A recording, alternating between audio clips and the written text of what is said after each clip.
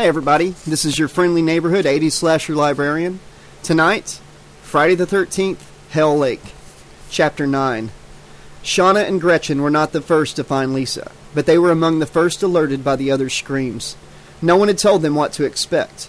There was no one who had witnessed it who could speak coherently. The first witnesses to the scene had been the co-ed girls. They had screamed, panicked. Their hands shook and their hearts palpitated. But in their blind terror, few had been able to tear themselves away to leave the room. It was as if the awful certainty, the nauseating truth that lay before them, was somehow preferable to the uncertainty out there. Most of the girls' revulsion, their anger, and their grief was fixated upon Lisa. It was not as if the dead body of her boyfriend was an irrelevance, but he lay submerged beneath her, and the ruin of the religious artifact he had affixed to his wall. Parts of Lisa Applebaum were in evidence upon the bed and on the wall, smearing the corpse of her beloved James Fitzgerald with a final devotion only the mortician could erase. Shauna was among the first to quit the room, to summon up the nerve to be alone, crashing her way into the showers to dunk her reeling head into a basin of water. She was too frenzied to check for hidden dangers, but the presence she felt was benign. Gretchen stood holding herself gently with her folded arms, rocking from side to side. The self-assurance recently born out of necessity and danger was vanishing. Fuck this. It was the only sentiment Shauna could express. It was just forlorn of hope enough to suit the moment. Just fuck it. As she threw her sopping wet locks around in impotent fury, the impulse to hold Gretchen, to catch her before her fragile form fell to the ground, overtook her. The girl didn't seem quite as frail as she'd imagined, but she held on to her stronger friend, touching the tip of her nose against her shoulder. "What do we do, Shauna?" She was relieved to hear the girl speak. The moment might have suggested intimacy to someone spying on them both. If that was Gretchen's intent, then Shauna didn't share it. But right then she would not have resisted. Sometimes it was better to turn against your natural instincts than to be alone. She gave a mirthless laugh. "I don't think there's anything to do, dear girlfriend. I think it's all over." Was that really herself she heard saying that? That hopeless, defeated prophecy of doom? She wanted to retract the words the moment they'd slipped away from her, but one moment later was too late. She felt Gretchen shake in her arms, giving little sobs. What worse crime could there be than to take away someone's hope in a moment like this? It seemed to her almost as bad as murder itself. "Hey, no, listen to me." She pushed the girl a couple of steps away from her and shook her sopping fringe. "I don't intend to die, but if anyone comes for me..." She reached back, curving her right leg in a squat and thrust motion. "Then they're going to have a real fight." She took something from inside her black leather motorcycle boot. At first, Gretchen had thought Shauna was producing one of those sharpened combs she'd been distributing wholesale. Instead, she flipped a catch on the black steel casing and outswung a 6-inch switchblade. Every girl's best friend. But you and I are getting our asses out of here the first chance we get. It was only as she heard herself speak that Shauna realized she was weeping. We're not staying around to be anyone's sitting target." Gretchen almost wished she could cry too, to release some of the pressure she felt inside her. It was a hollow ache, the force of something that felt as if it was pushing her back up against the wall.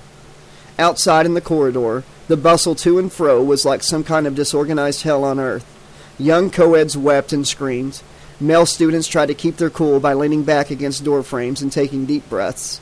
The dean, his secretary, the football coach, every last authority figure that had upped and run from the college already, pursued students and law enforcement alike for an accurate reading of the situation. None were forthcoming. Few felt the need to cooperate. Cops and security guards alike bitched and screamed at each other, bawling each other out for the atrocity that each claimed the other party had allowed to happen. It was, in the military terms of the ex-Marine coordinating the private security arrangements, a real clusterfuck. Trey wasn't anywhere to be seen in the corridor. Wordlessly, Shauna and Gretchen knew they were both searching for the same person. In these times of crisis, when it seemed to every kid on campus as if their world might be ending, absence could mean something permanent. They were relieved to find him in his room. The chaos that now reigned desegregating the sorority and fraternity blocks of the dorm. He stared intently, legs apart, breathing deeply. His outstretched fingertips rested on his temples.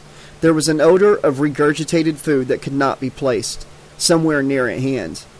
On the TV screen, it looked as if the horror and tragedy striking Forest Green were just a foretaste of some wider social apocalypse that consumed Craven County. Officers at the scene say that the level used in the holdup was entirely gratuitous.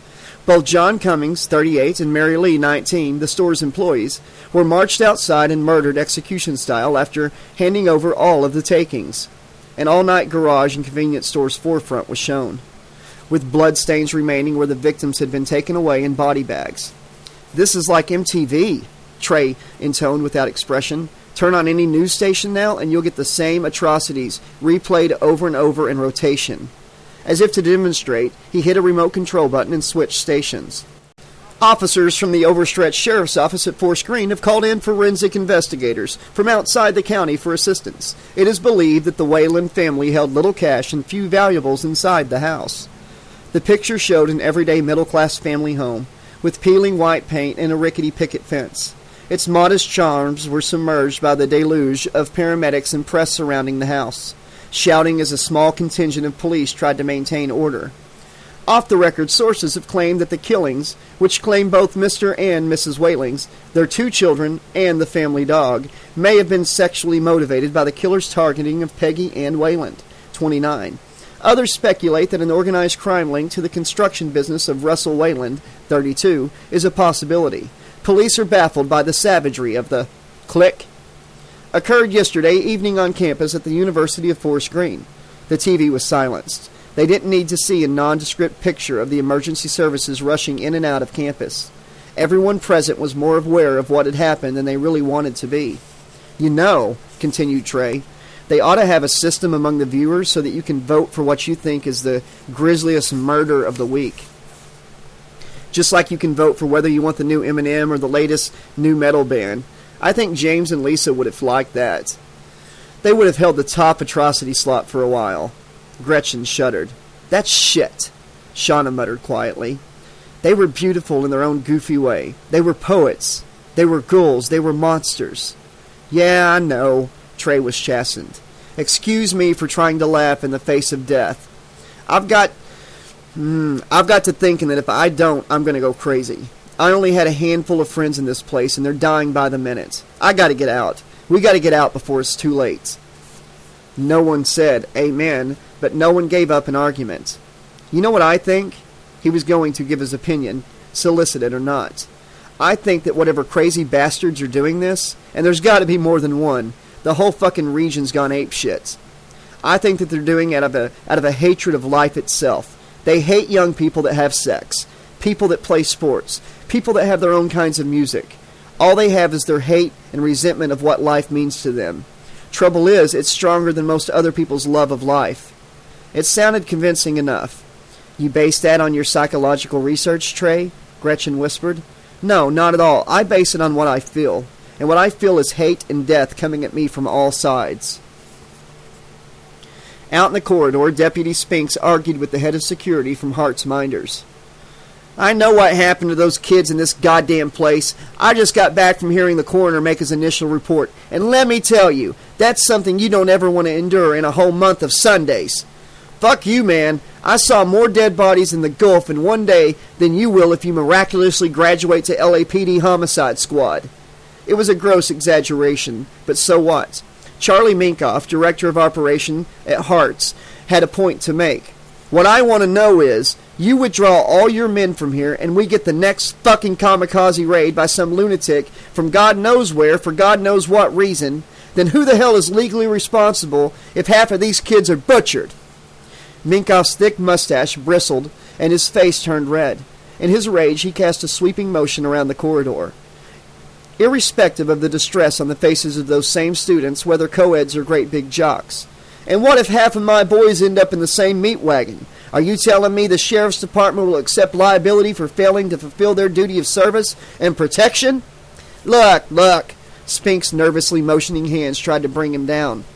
He hated having this conversation out in public. Like everyone hadn't lost enough faith in the sheriff's department already.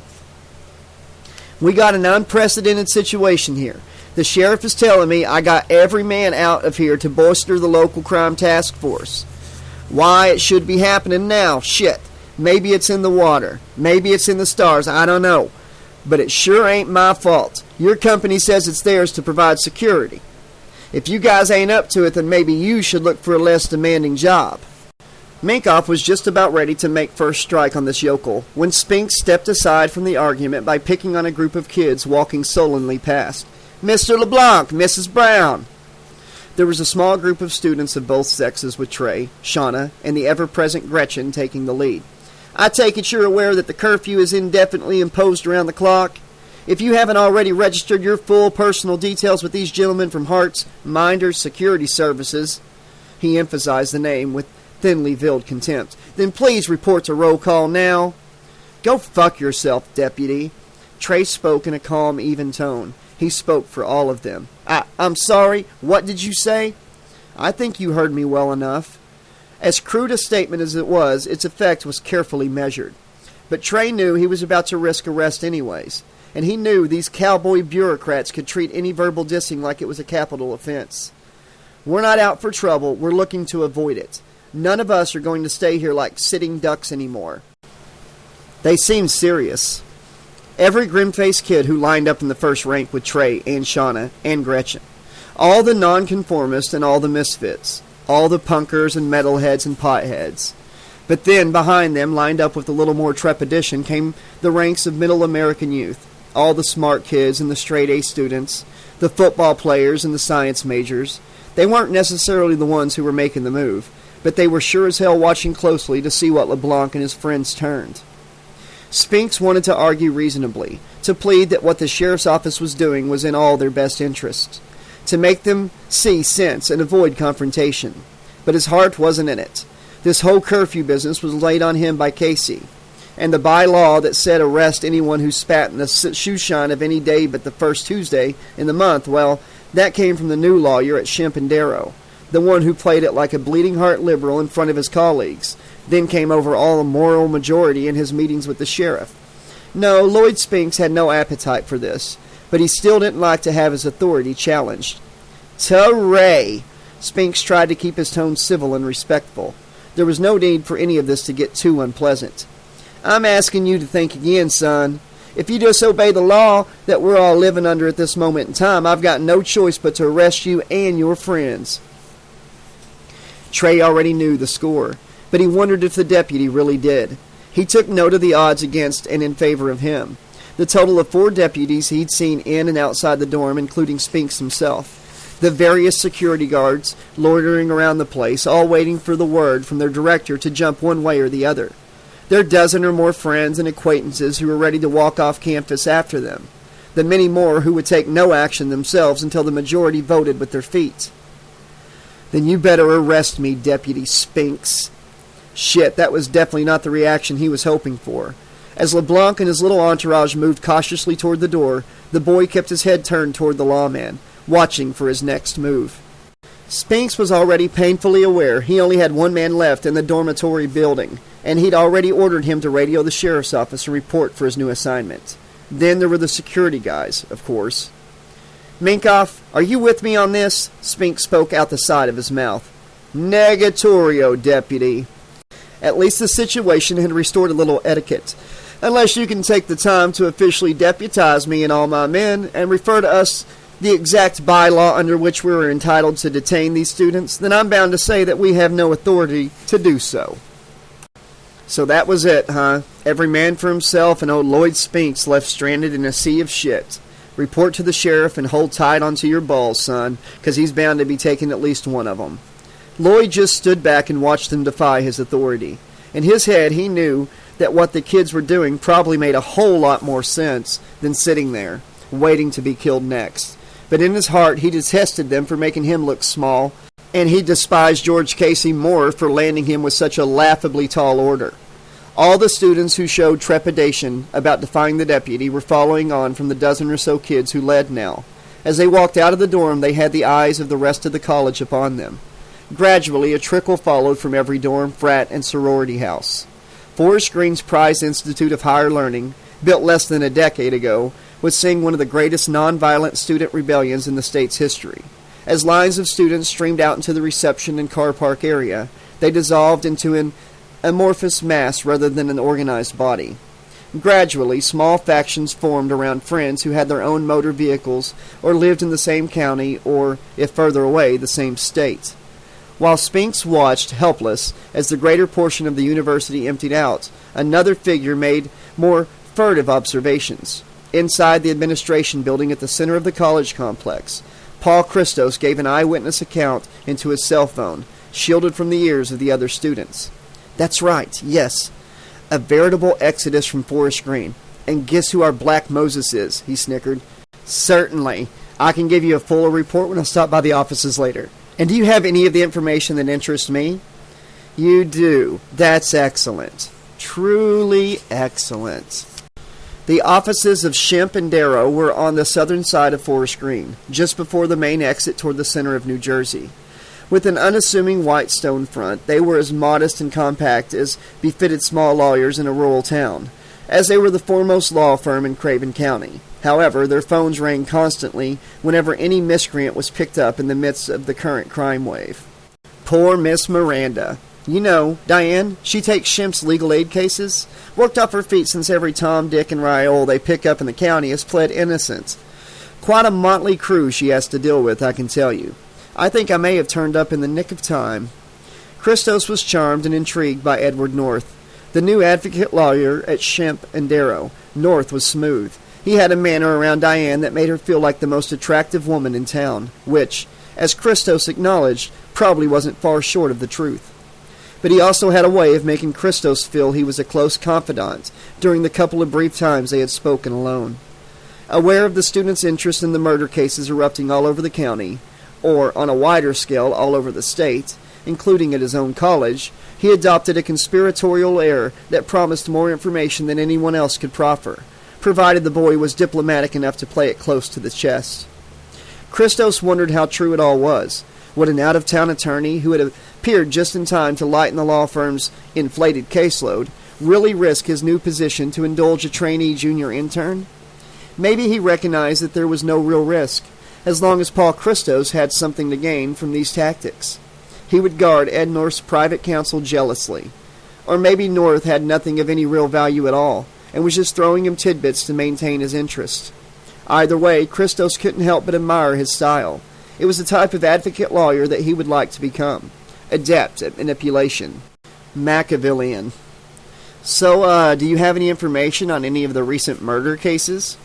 North leant back in his leather chair, his blue eyes watching young Paul with amusement.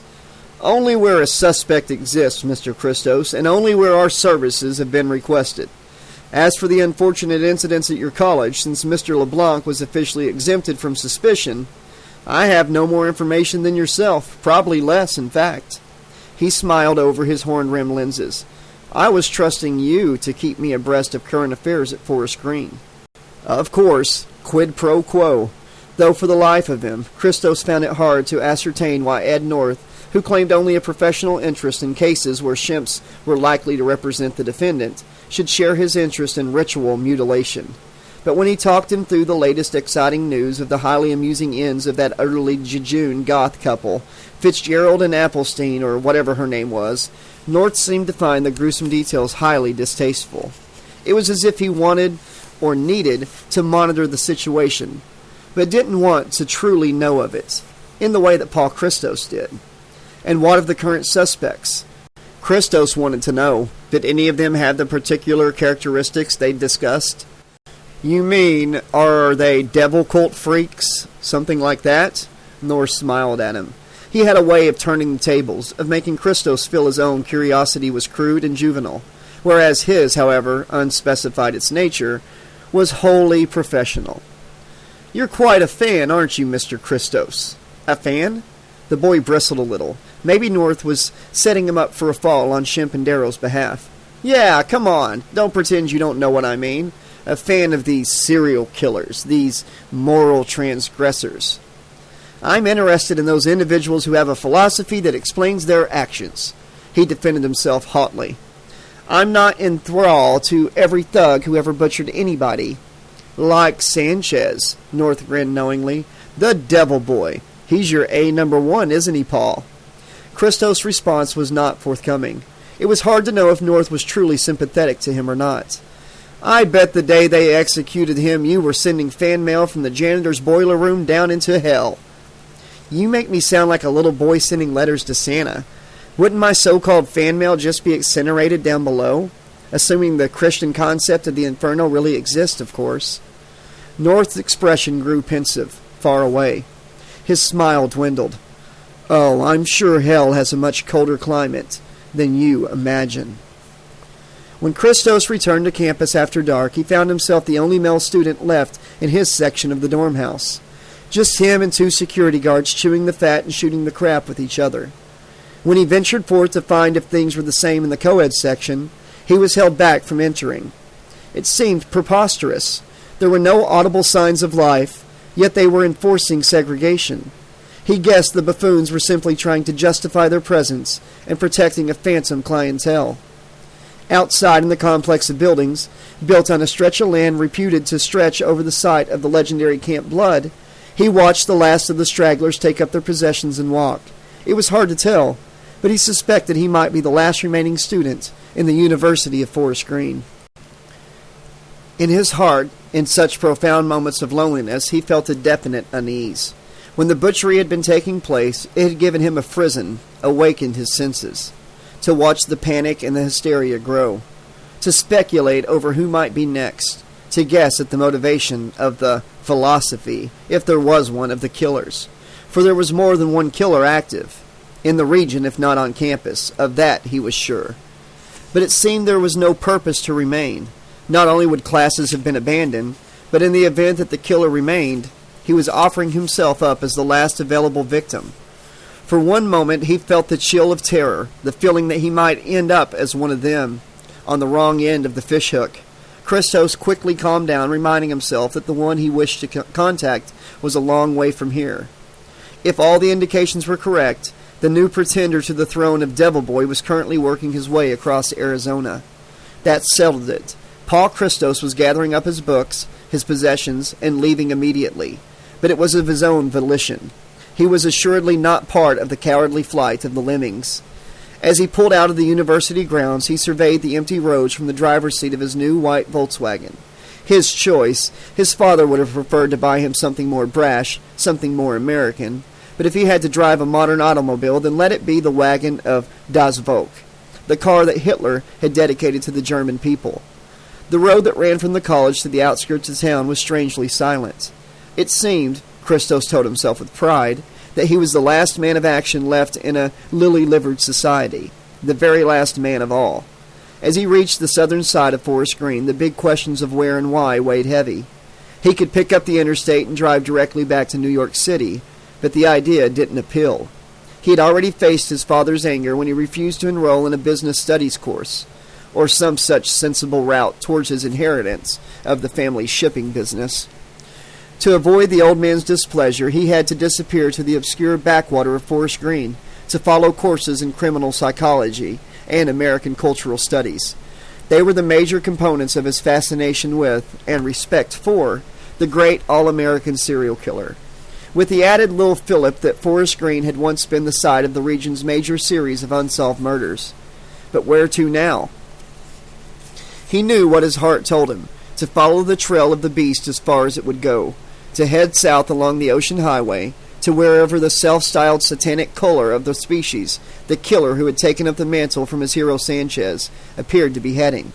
It was a personal dream, to link up with others who regarded the lowly, pathetic human species as he did, who saw most people as worthy of nothing more than being playthings in the games of men strong enough to disavow any loyalty to humanity, of being made to bow down before their superiors, those they had victimized with their ape-like stupidity and jeering, brutish behavior, of being made to pay, once and for all. Still, it was a half-hearted hope.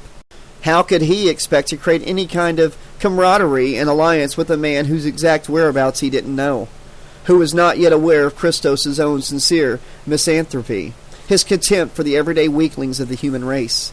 It was hopeless. All he had was a roadmap of the state. He didn't have a direct route into the darker recesses of a psychopath's soul. And, looking down at the fuel gauge, he realized he had very little gas. Damn it!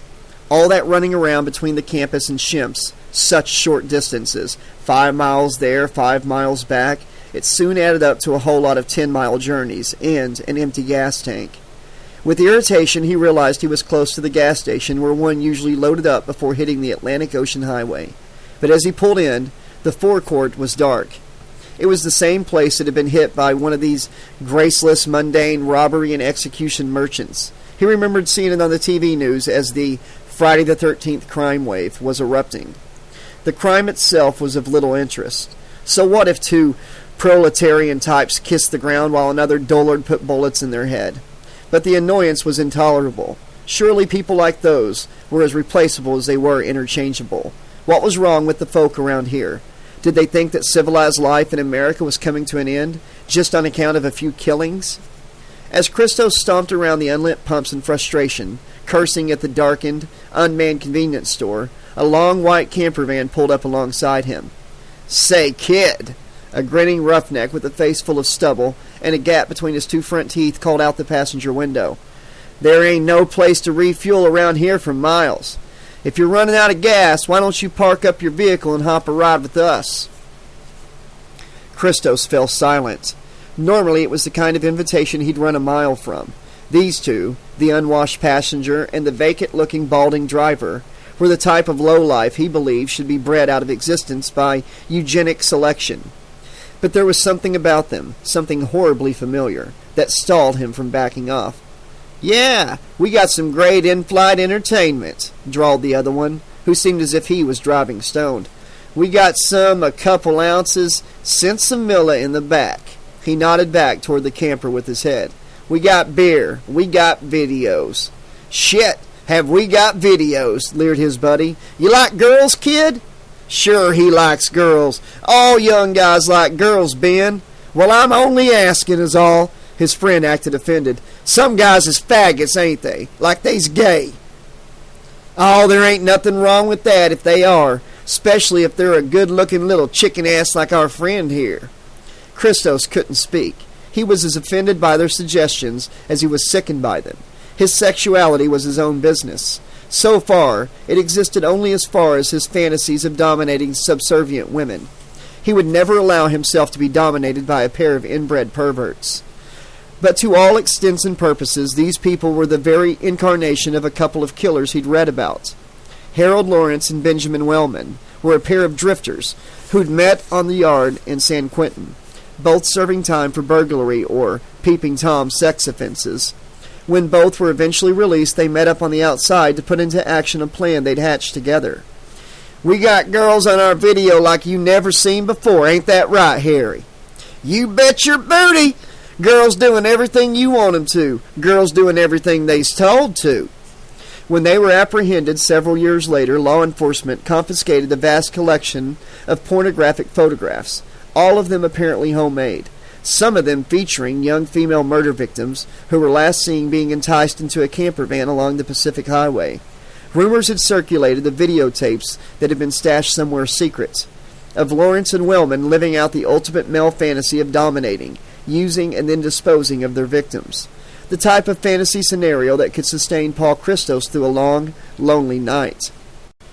The public prosecutor obviously believed in their existence, yet they had never been found. It was also rumored that the duo were sexually polymorphous, and that occasionally young male victims had taken the place of women when they were not available. "So what you say, little buddy? You taking a ride with us or ain't you? These ain't the kind of times when you want to be wandering around on your own." Christos was paralyzed into inertia. He could neither follow the instincts to flee for his life, nor the curiosity that sought to persuade him his assumptions were somehow real, that these were two serial sex killers who had actually been on death row for 14 years, before their executions not quite 12 months ago, somehow returned triumphant into the day-to-day world, and their promise seemed oh so real, that implicit promise to show him a real honest-to-badness snuff video, the type of adult entertainment he'd always dreamed of, the type he believed should replace all the blockbuster stores in those dismal shopping malls. They were offering him forbidden fruit, and he wanted to partake of it, very badly indeed. "Okay, Christos, move your dumb ass away from that van." The command snapped him back to the dangers of the moment. The voice was familiar in its surliness, unwavering in its insistence, and so Paul Christos melted away into the shadows. Get yourselves outside the van where we can see you, now! Trey LeBlanc and a small posse of his college contemporaries were pulling up en masse by the disused petrol pumps in a random convoy of cars, vans, and minibuses. To an uninitiated onlooker, it was as if a gang of wild kids were claiming the night in this now semi-lawless little hamlet. But to Trey, they were reimposing the law, the moral order. "Say, what the fuck is this?" Harry Lawrence's ire was a little less than convincing. All of a sudden, the balding predator wanted to act like a citizen set upon by a gang of delinquents. "We better play these fools at their own game, Harry." Ben Wellman whispered low, beneath the cheesy fixed grin he displayed out of the window. "They want to play the violence card? I suggest we just throw it right back at 'em, eh?" It was Wellman who left the van first as a half-dozen kids approached. He didn't know who the hell they were, but the leader was the tall, wiry black kid with his sprouting hair done up in a karate bandana with oriental lettering and red sun emblems. Then there were 5 other kids of different races, white, oriental. It even looked like they had themselves an Arab there. All looked like they spent more time pumping their muscles in their gym than working or book learning. This was going to require a little diplomacy. "Howdy. Listen, just as so's we're not getting off on any wrong foot here, my partner and I were heading out of the country. We got a little gasoline stored in the back of the van if any of you fellers are running dry." That was when he saw them. There were a couple of little vixens hanging back, near the minibus that the black dude had just got out of. Tall, smoldering bitch in leather rock and roll style clothes, like a white chick version of the black guy. She was staring at them. She had some short-haired blonde girl with her, hanging back with her arms around another chick. Then recognition clicked. Shoot, here came trouble. "What happened to the girls?" The black kid spoke like he wasn't buying the bullshit Ben tried to mark time with. "Girls? I'm sorry, my friend. You're going to have to be a whole lot more specific." "Keep it cocked and locked, Harry," Wellman said to himself. "Just give me time to get my own self out of the way, and you can open up."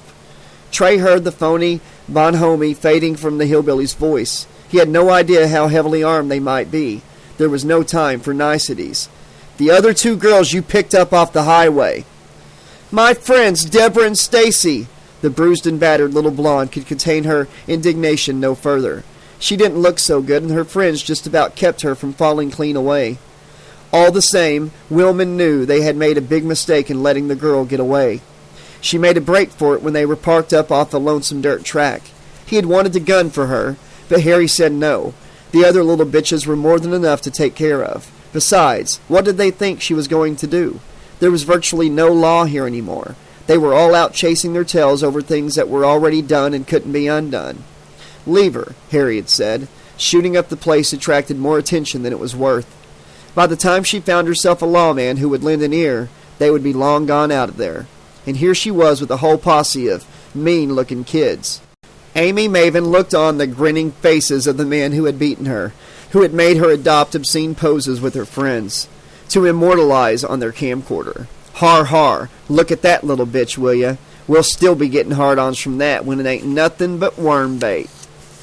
The way they had spoken of them was dehumanizing. It terrified her. She knew in her bones that if she didn't make a break for it as soon as she could, then they were all 3 of them at their mercy. And someone who doesn't grant you the status of a human being, who only regards your distress as a source of amusement, isn't ever going to allow you that mercy. "Where are Deborah and Stacy?" She spoke, determined to let them see who was giving the orders now. The 3 of them had been among the first to leave the campus, long before the mass exodus. None of them had their own car. They just upped with their backpacks and walked. Simple as that. No trouble with security. So low-key that virtually no one batted an eyelid. They had no game plan but to hitch their way back to Portland, to stay with Amy's people. They were going to be careful out on the road, too, not take any chances. But the one, his creepy friend called Harry, he had seemed so docile and slow, and he pretended like he was driving on his own. The creep in the back of the van hadn't shown himself till Harry had suddenly driven off the highway. "You know, I ain't so sure I like the tone of your voice." It was him, the creep called Ben, the one who had punched and humiliated her and screamed with joy as the weeping girls were made to paw and lick each other. He had climbed down out of the front of the van and was protesting her accusation. He railed at all of them, but to Amy he just seemed to be talking to her. so a couple of little misses decide to follow where their tails take 'em. It ain't no business of ours. If you're going to go around making accusations, you better get yourselves. He was about to say some good lawyers, but all the time he was watching his back like he had eyes in his ass. When Harry let rip through the windshield of their new van, Ben made sure he hit the deck. The big old Browning pump action boomed. The glass shattered, and one of the kids howled all in the same breath. "Watch out! Watch out, all of you! Move back!" Gretchen's shrill voice was commanding in its hysteria. They were already falling back, regardless, but Jamie Von Hoon, the big football player with his hair tied back in a ponytail, had taken a hit in the chest and was falling, wide-eyed and groaning, into the arms of Trey and the other guys. Shauna pushed Amy and Gretchen into the cab of her Honda with no ceremony. The blanket they had held around her naked shoulders fell away, and she was left as exposed as she had been on the highway, beaten black and blue and shivering. "You made me fuck up our van, you fucking bunch of pussies, gonna pay for that!" Harry Lawrence had turned wide-eyed and psycho. Even his partner knew when to hit the dirt and crawl back to the passenger's side. Another double-barrel shot rang out, both finding their way home. "Oh, I'm hit!" Trey hardly knew the boy, except that he was one of Van Hoon's jock buddies. In times of trial and conflict, strange allegiances are made, but now Trey almost wept for him, and for Van Hoon, as he and the others were forced to back off and retreat behind their vehicle. Van Hoon was hit again in the upper chest and fell back like a crushed doll. The other kid felt the gaping warm hole in his own rib cage, staring in wonder at the blood that coated his hands. Another double report hit him square in the Adam's apple, knocking him down, unconscious, dead. The male students had scattered now. They scrambled into the first available open door, frenziedly firing up the gas for their cars and pickups. The smarter ones stayed below windshield level, just out of the direct line of fire, just as Trey did, as he reached in to unlock the door to Shauna's Honda van and clambered inside. "Hit the gas and circle the thing around. Don't try to leave. Don't make him fire at us. Just back up and get on the inside of the other vehicles." She saw no immediate logic to Trey's orders, but they were barked with such insistency that Shauna felt their lives depended on them. As Gretchen and Amy cringed in the back seats, Shauna and Trey pushed the front seats back and crouched forward, he working the gears for her as she pushed the gas pedal with her hand and tried to keep the van from jerking to a halt. From the viewpoint of the convoy of vehicles, the Honda looked like it was being driven by a poltergeist, as it swung around in 180-degree circle and, instead of beating the retreat, nested itself on the inside of them, as if it were a covered wagon under attack. The most immediate exit from the garage was directly in front of the killer's camper van. Trey knew instinctively that the most of the young drivers would scatter, some tailing back toward the entrance, others darting directly forward if they felt the gunman's attention was elsewhere. So it was, as a further shot split the air. It gave a mighty boom as it penetrated an engine radiator, spilling solid metal and steaming water. All the vehicles span in confusion, one customized Jeep grinding its wheels over the lifeless, crushed forms of Jamie Van Hoon and his buddy. Though they had tried to stick together, at the moment it was everybody for themselves. The dead were the dead, and the living had to save themselves. "Stay close to him!" Trey demanded of Shauna. "Why, are you fucking crazy?" she shouted back. In answer, he grabbed the steering wheel and rotated it a little, so that, as the station wagon that gave them cover span away, the passenger side of the Honda drew up parallel with the driver's side of the camper van. The shooter was pulling back the loading mechanism on his shotgun, looking frantically around for ammunition. "He's got a pump action. He fired off 3 double barrels and 1 single. He's exhausted his 7 shots." As Harry Lawrence reasoned that his reloads must be just out of reach, he motioned Ben Wellman back into the van. Then his driver's side door shot open. Nothing met his eye until he looked low, and found the black kid coming forward below eye level. He flipped the barrel of his shotgun, ready to club the kid with the butt. Then he felt a cold sensation enter his vest and burn its way up his belly. Something had just cleaved through his gut in the blink of an eye. "Didn't expect anyone else to play dirty, huh, creep?"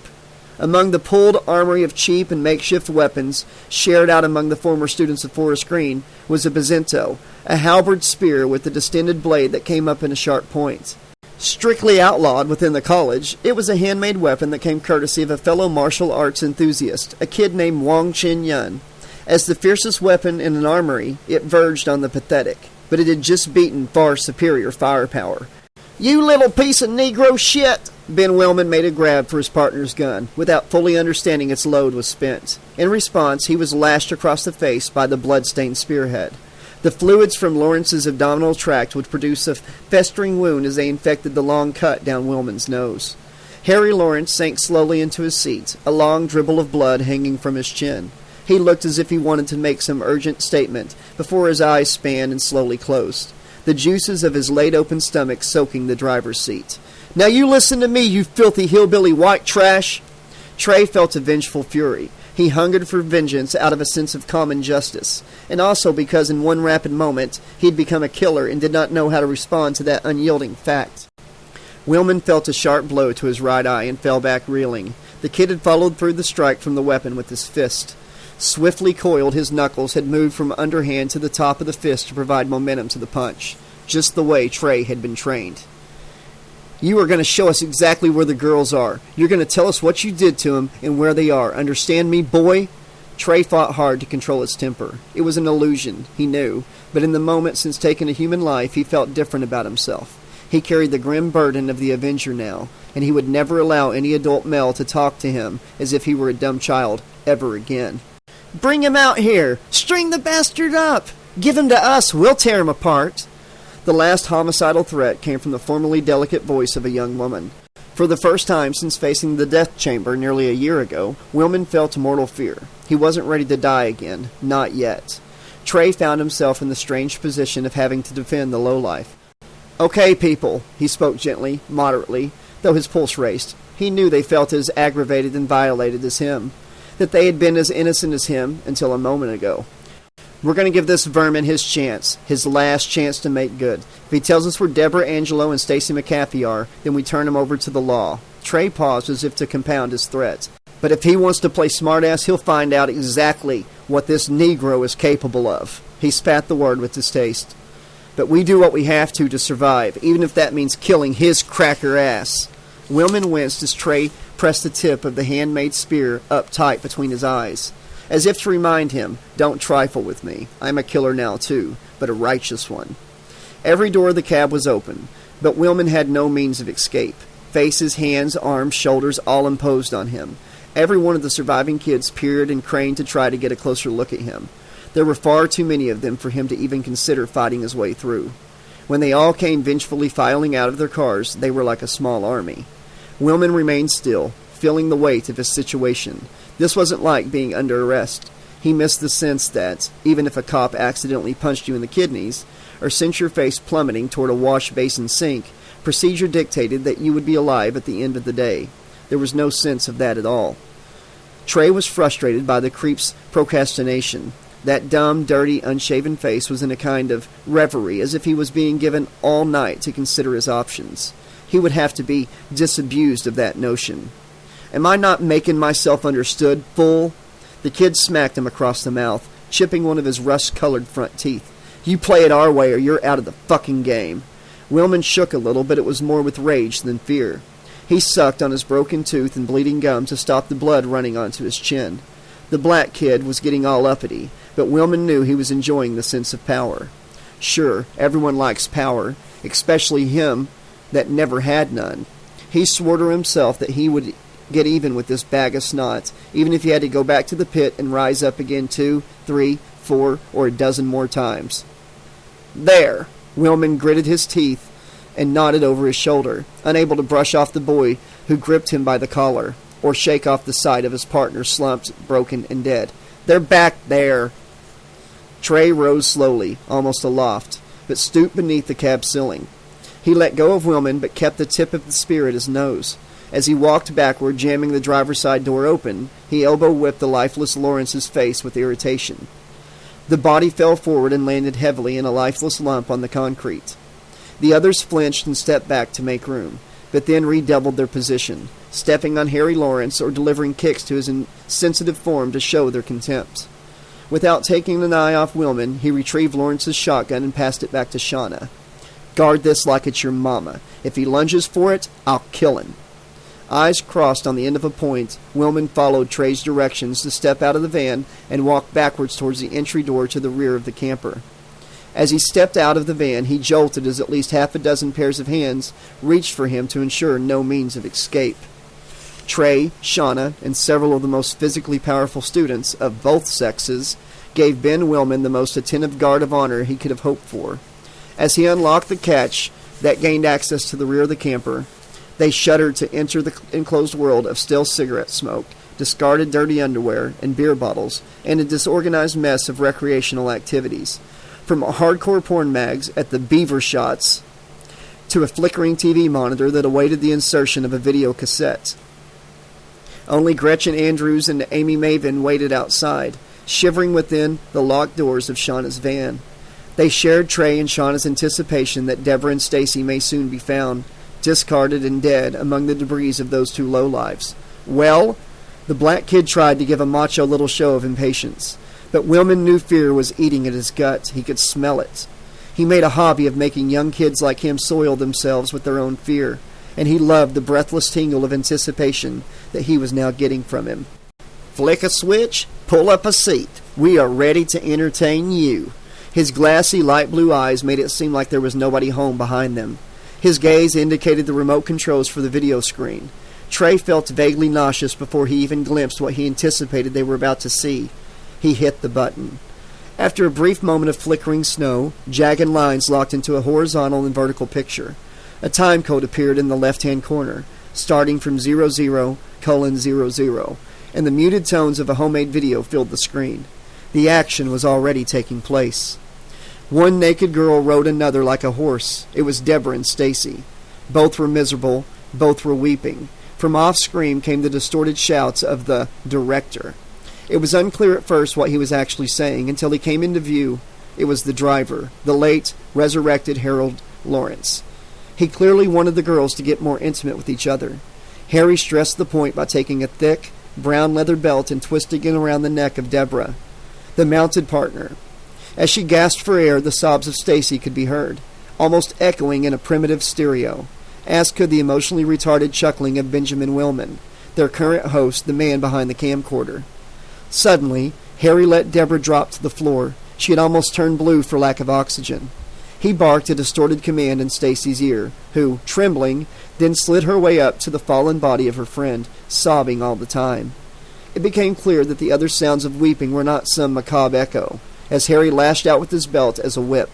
Amy, not naked like her two friends, but clad only in the underwear she was discovered running along the highway in, came into the frame. Crying, hysterical, she flinched and tried to protect her violated modesty with two tiny clenched fists. Then, suddenly she was gone, darting out the door in a final act of desperation. Harry followed her, keening his squinting eyes. The voice of Ben Willman came from off-screen. "Leave that little bitch, Harry. We'll find her soon enough. Don't let the others..." From the way he approached them, the audience of their homemade video had no doubt that Harry didn't intend to let Deborah and Stacy do much of anything, even drawing breath. No one present, male or female, considered it in any way a negative or inhumane aspect of their situation that Trey had sent Harry Lawrence straight to hell. Shauna strode forward to switch the VCR off. They'd all seen enough, or maybe too much. Then the power cut off without her touching it, as a repercussion of the sudden impact that shook the camper. It jolted them all out of their spectator role. "What the fuck was that?" The inquiry, coming from several voices at once, was addressed to Willman. He looked startled, as if he didn't have any immediate answers. Then the lamplight of the trailer shut off, and everyone realized that the small power generator the vehicle carried had been switched off. As the masked students of Forest Green surrounded Ben Willman like they were going to act as judge, jury, and executioner, they hesitated as an ugly, rotten-toothed smile lit up his face. All crammed into the camper together like overstuffed peas in a pod, they barely had the space to react, as the shadows of the figures outside were thrown against the window blind. As they approached the van, the shadows grew longer, better defined. Of their groaning, growling mob, one figure at the front seemed to tower over them, both taller and bulkier. "You kids gonna stop playing now?" mocked Willman, his vile, leering confidence suddenly boosted. "We ain't got time for no college boy shit. This is war." Chapter 10. The mocking and jeering tones from outside the camper van grew more intense. The 8 kids and their odious prisoner, all crammed up together in the hillbilly's fetid living quarters, hung onto the inside walls for balance, as malign hands outside the structure rocked this way and that. Ben Willman grinned with ugly satisfaction. He believed that the low-life cavalry had arrived.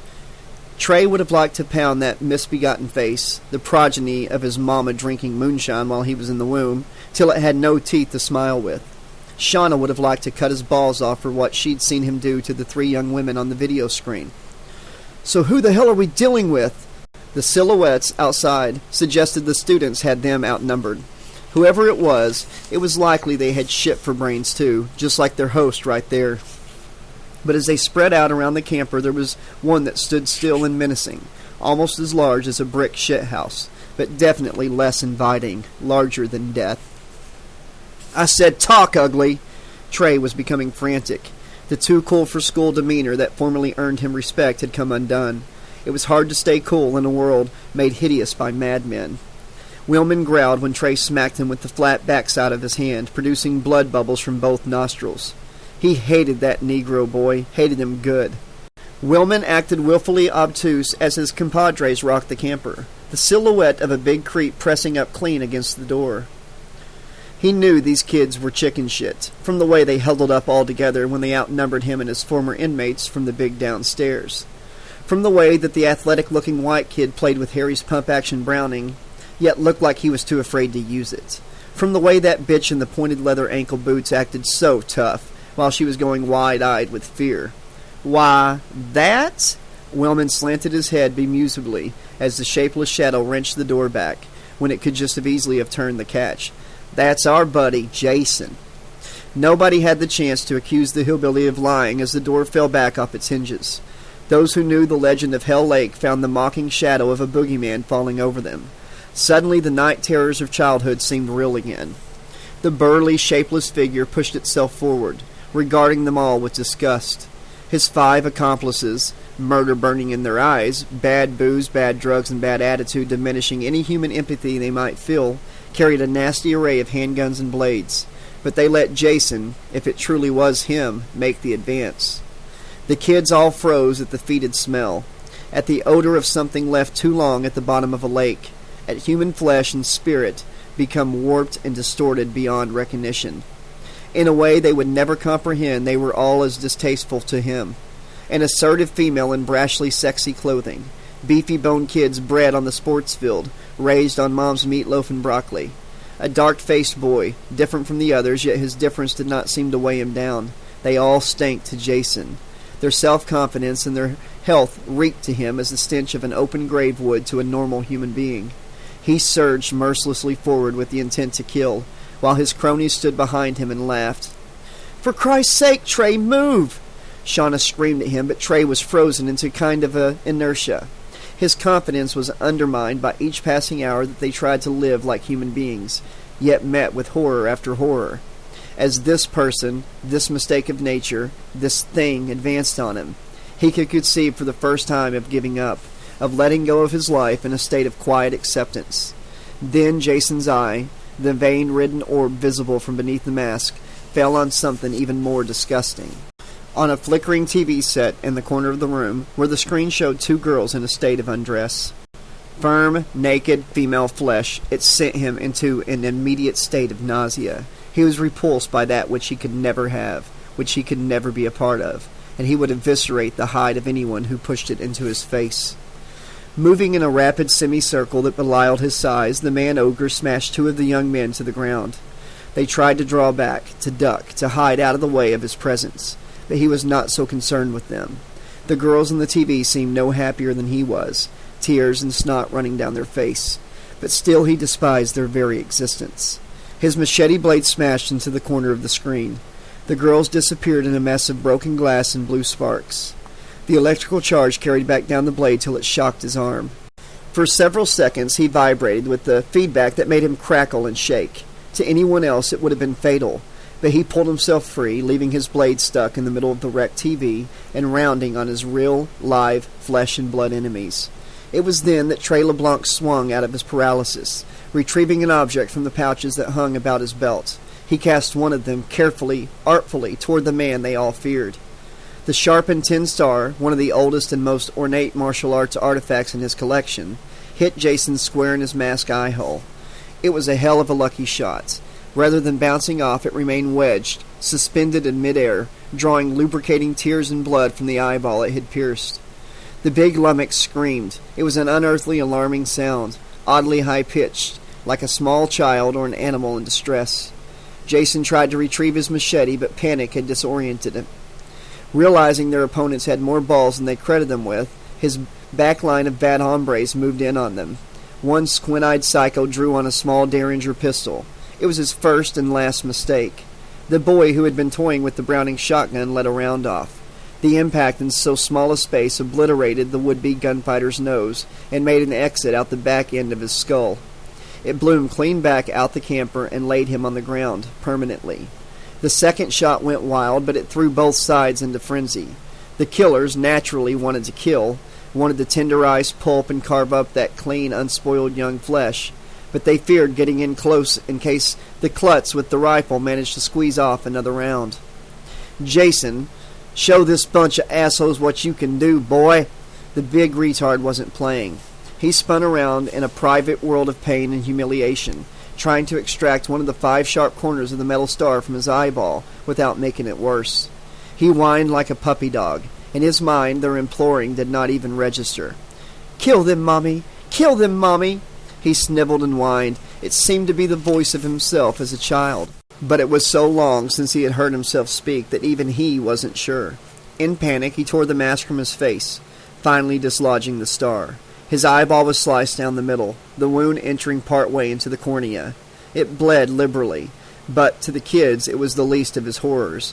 His face was so contorted and twisted, it was as if his features had been pummeled and bludgeoned by a powerful industrial tool until they lacked all symmetry, all human appeal. His wounded eye dominated one side of his face, while the other was bird-like by comparison. The two did not even face each other in a parallel line. And then there were the signs of decay, the dirty spores that grew between the twisted folds of flesh, the rotting fungoid smell, the tears and abrasions that had mended themselves as shapeless scar tissue. Everything that they had heard about him was true. Jason was both man and monster, a myth and ever-present threat. In his mind, the man-beast heard the child's voice imploring his mommy to kill his enemies. Then, in his mind's eye, he saw the face of the person who spoke. The handsome, middle-aged face of Pamela Voorhees. "Kill them, Mommy! Don't let them hurt me! Mommy!"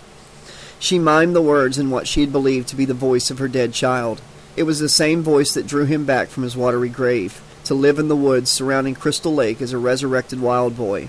The voice of a maddened woman who would die fighting for her son, before his lost, drifting soul got the call that led him to spend the rest of his existence fighting for her. "Protect yourself, Jason. Save yourself, darling. Don't let them hurt my little boy any more." The voice of Pamela Voorhees rang out down the years.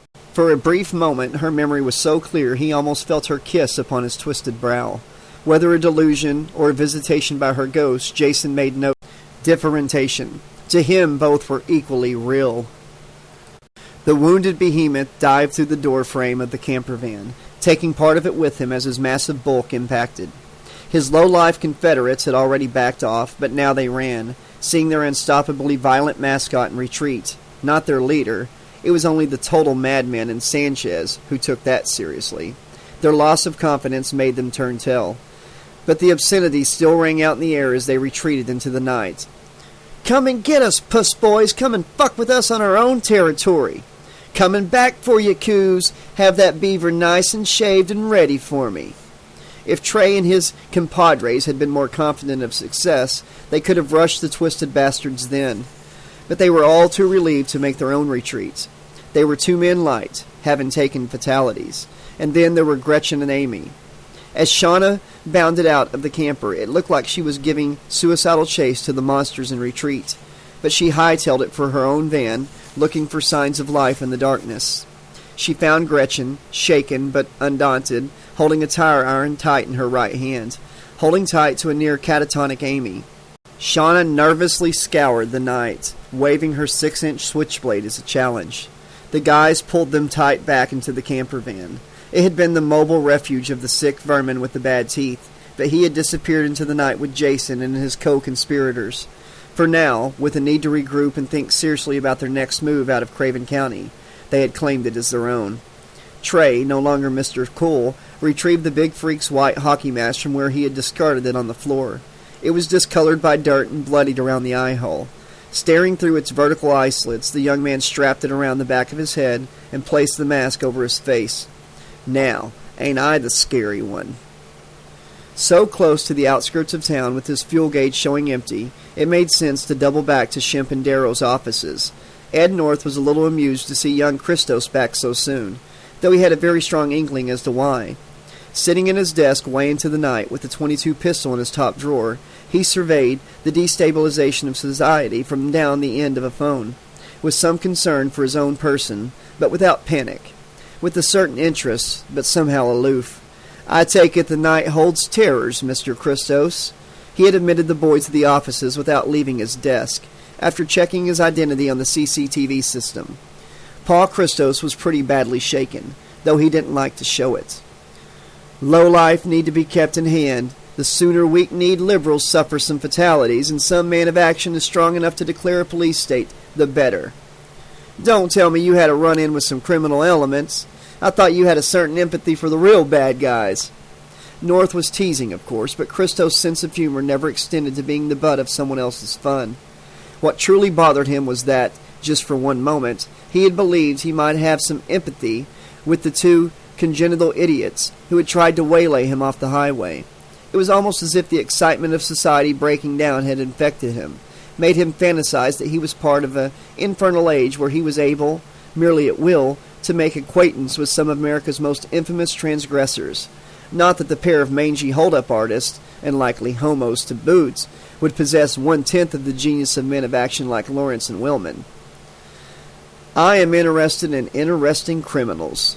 North could see the boy was intensely nervous, refusing to make eye contact in the electric lamplight. The type who could run the legal and penal system themselves, more ruthlessly, more efficiently, than the faint hearts currently in charge. "I do not rejoice, Mr. North, at the breakdown of law and order." Christos, with his deepened voice, fought with himself for control of his temper. Despite the ambiguities of his attitude, Ed North seemed perhaps the only potential ally he had at this stage in time. He didn't want to blow it with a display of petulance. It was just that he was still a little cross with himself for wanting to believe in the impossible, for thinking he was being granted some kind of nihilistic wish fulfillment from beyond the grave. If there was one compensation, it was that those two mangy curs had had a run-in with LeBlanc, and the vulgar boors he had formed a union with. In all likelihood, at least one party had made hamburger out of the other. That, at least, was some consolation. The red lights flickered as someone else pressed their identity card and passed through the entry system at Shemp's. They heard the manic clatter of high heel as Diane Miranda came down the corridor. "Hey, are you in conference, Ed?" Her big mane of sandy blonde hair with only a hint of bottle dye was silhouetted in the half-light. She failed to recognize Paul Christos immediately. No, that's okay. It's just our young intern here." She momentarily put on her reading glasses and gave an absent wave of recognition. "Taking shelter from the storm, I believe, is a fair way of putting it."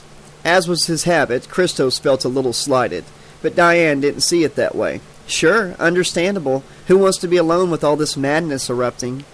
She fidgeted through her handbag, but not in any stereotypically feminine fashion. Out came her cell phone, her computerized filing system, her shorthand notebook, her compact little Saturday night special. "Do you have any idea what's going on out there?" Both men looked blank. Sure, they both knew, or thought they did, but what was making Christos feel uncomfortable at the moment was Diana's obvious case and comfort with Ed North. She sat on his side of the desk, the skirt of her business suit riding up a little to show the fine contours of the legs beneath the flesh-colored stockings. "I mean, I know you're aware of this upsurge of violent crime, but what is it?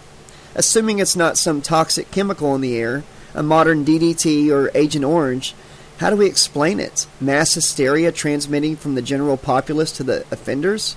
Vice versa? What?" Diane Miranda was far from incapable of reasoning. She was the last woman to be deferential to the men in her company simply because they were men. The way she said it was almost a challenge. She had heard some observations from Ed on the nature of what he thought was going on. The Christos kid, too, was far from unopinionated when it came to describing what was hitting the streets. So let's hear the reason for it all, geniuses. You know, I couldn't put it any more rationally or logically than the way you just did. It made Christos nod a little inside to see the way North stroked the top of her hand. The way she was so comfortable with it. The closeness that had developed between them in the space of less than 3 weeks. But maybe this just doesn't have a rational explanation. You know, we regard ourselves as a religious nation, but we've lost something our forefathers had, belief in providence, an acceptance that forces of darkness are at work in this world, countered by the forces of light that we still have faith in. This is a blip in the chart, an inexplicable one, but my guess is that if you look back over the course of history, there are many, many inexplicable blips. I think we just have to accept that we're governed by darkness as well as by light. Very impressive. She had a matter-of-factness to her tone that suggested she was, in fact, less than impressed. But I don't buy it. If our world isn't ruled by cause and effect, if even the heavens don't conform to some kind of mechanistic rules, then what are we doing practicing law? Why aren't we, I don't know, astrologers or water diviners or something like that? Christos liked it when she knocked North off his smug little pedestal. There was an edge to Diane Miranda he found almost uncomfortably delicious. At first he'd put it down to Spanish blood, despite her fair complexion, until he realized that her surname was the legacy of a former marriage, as well as a big joke she always had to go through about a suspect being read his Miranda rights. But since his arrival, Ed North had started to smooth down her edge in a way Christos could only admire. So what about you, Paul? She was soliciting his opinion. That made him feel a little less forlorn. She called him by his first name, too, not his Christian name, though he was aware of the irritating irony of Christ being inherent in his surname. There were no other females who did that. Since he had lost his mother, he was Christos to all of them. Isn't it your thing that major criminals are philosophers or super geniuses or something? She made it sound so banal. It had him cringe a little. Miss Miranda was, he had to remind himself, at bottom a liberal, albeit not one of the soft-boiled kind.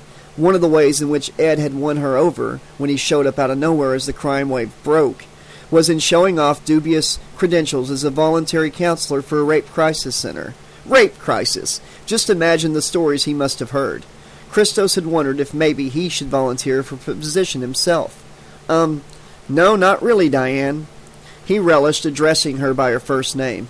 I'm as much a law and order fascist as anyone. Or maybe, he remembered the company he was keeping, more than most. But I'm interested in criminals who have a coherent philosophy, who understand the reason for what they're doing, yet still choose to behave in that way. Criminals who have an intelligence that raises them above the herd. This was the first time the little intern had really taken the time to explain his views to Diane. She was forced to suppress a smile. Not the old Nietzsche Superman thing, welcome to modern America, dude, she wanted to tell him. We live in pretty complicated times, but none of us are beyond good and evil. That's why the law that you're studying exists.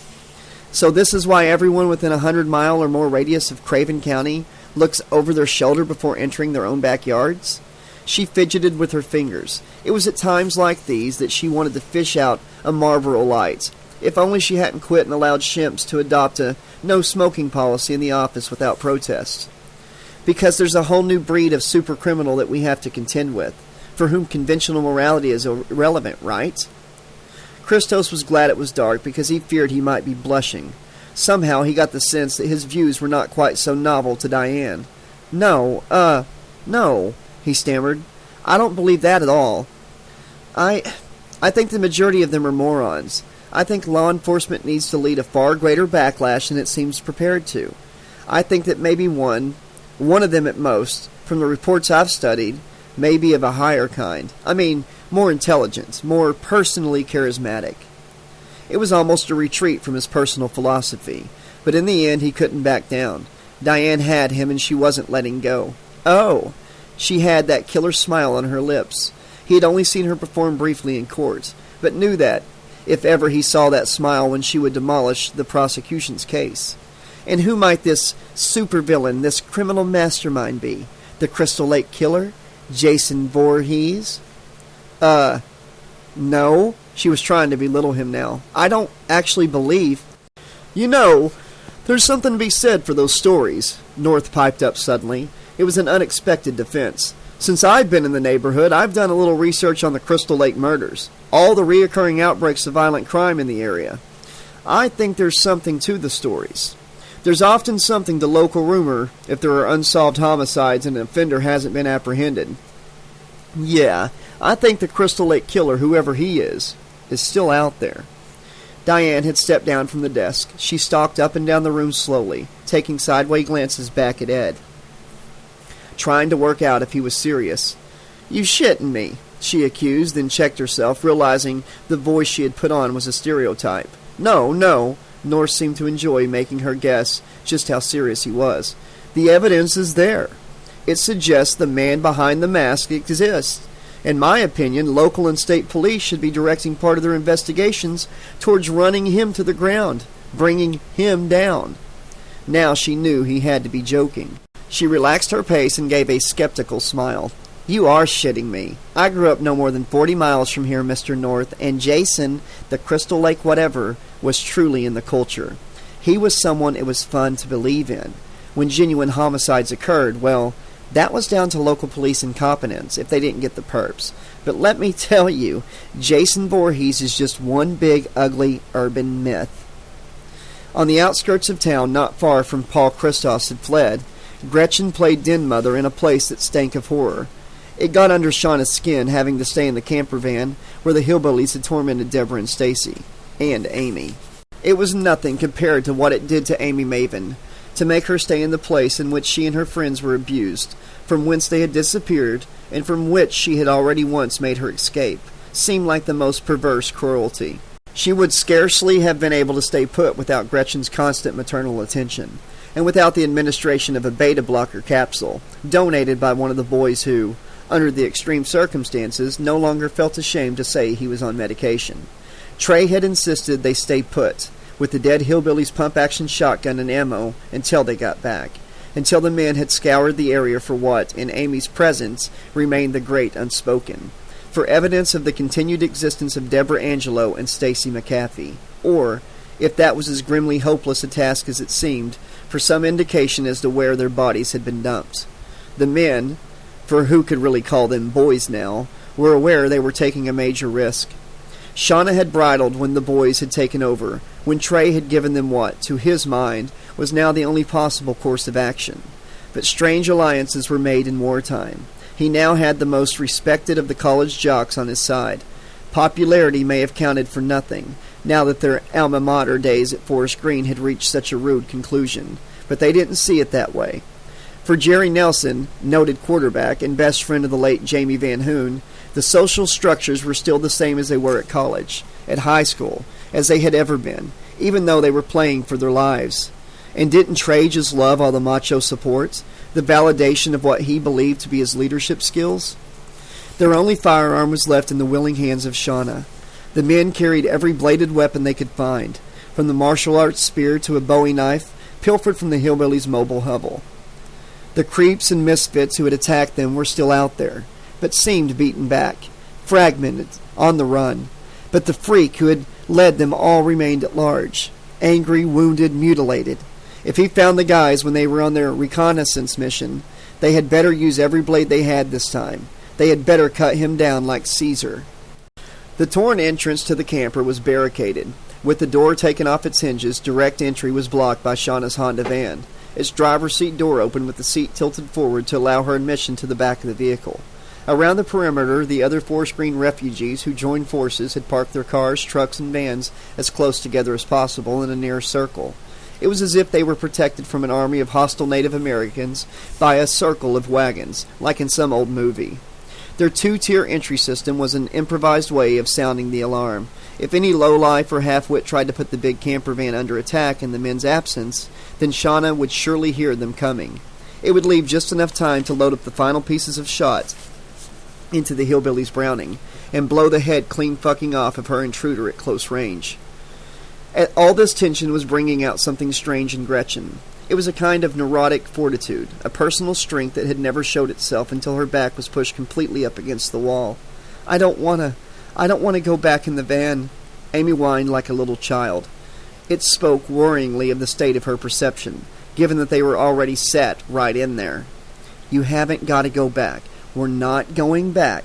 Gretchen spoke sternly, almost scolding her. "None of us are taking any backward steps, Amy. We're all moving forward. We're getting out of here, moving on with our lives, putting all this ugliness behind us forever." She spoke with fervor, as if she'd brainwashed herself into believing it. "This is all just going to be like a bad dream, baby. Just hang in there." There was nothing sordid in the way Gretchen spoke.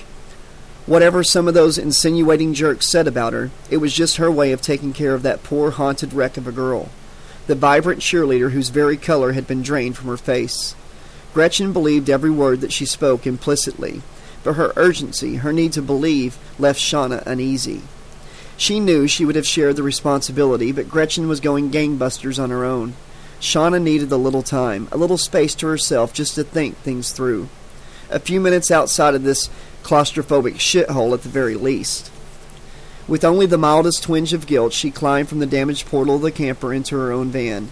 Clambering into the back, she knew she would be scarcely missed by Mother Hen, Gretchen, and her charge for the next few minutes. They knew where she was anyhow.